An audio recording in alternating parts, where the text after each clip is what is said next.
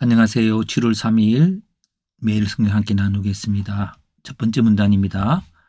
바벨론 왕을 섬기지 않는 나라는 칼과 기근과 전염병으로 그들을 멸할 것이라고 하나님께서 말씀하셨습니다. 왜요? 하나님은 창조자로서 하나님 보시기에 옳은 사람에게 능력을 줌을 알게 하려고 어떻게 해요? 에레미야를 통해서 줄과 멍에를 에레미야의 목에 걸게 하고요. 그렇게 했습니다. 두 번째, 너희는 복술자와 꿈꾸는 자와 술사와 음료술사가 되게 바벨론 왕을 섬기게 되지 않을 것이라는 말을 듣지 말아야 한다. 왜요? 그들은 너희를 멸망하게 하기 때문이죠. 예, 마지막 문단, 바벨론 왕을 섬기는 자는 그 땅에 머물러 살게 될 것이다. 한 문장 요약입니다.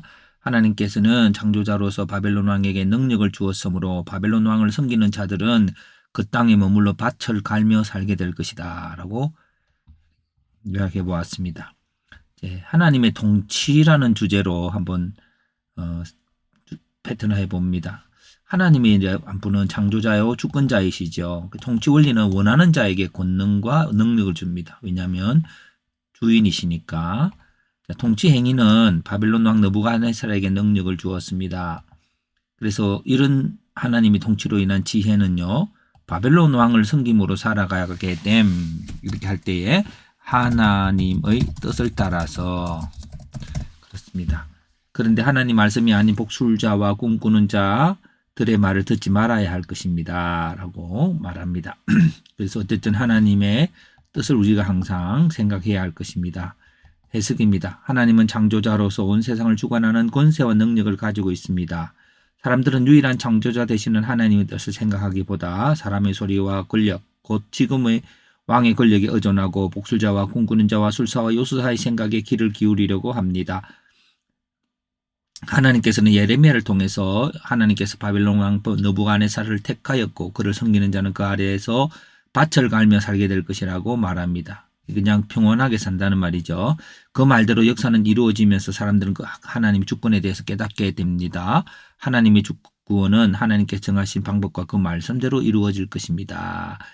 예, 구약에서 바벨론 왕 느부갓네살을 하나님이 택하셔서 그에게 역사의 흐름을 갖도록 이렇게 했다면 왜 그런 일을 말씀하실까요? 질문과 적용입니다. 하나님께서 구원을 행하시는 그 방법을 따라갈 때에 진정한 구원이 있게 됩니다. 하나님의 아들 그리스도를 통해서 그것을 보이셨는데요. 사람들은 그 방법을 조롱하고 무시하지만 우리는 하나님께서 보이신 그 방법을 받아들임으로 구원을 누려가야 할 것입니다. 곧 하나님께서 우리를 사랑하신다는 것, 죄값을 대속하시고 성령을 주시고 그것을 믿게 하시고 성령과 동행함으로 영생의 삶을 살게 하시는 것들을 보이셨습니다. 이것이 하나님께서 보이신 구원의 방법입니다. 이것이 하나님의 뜻입니다.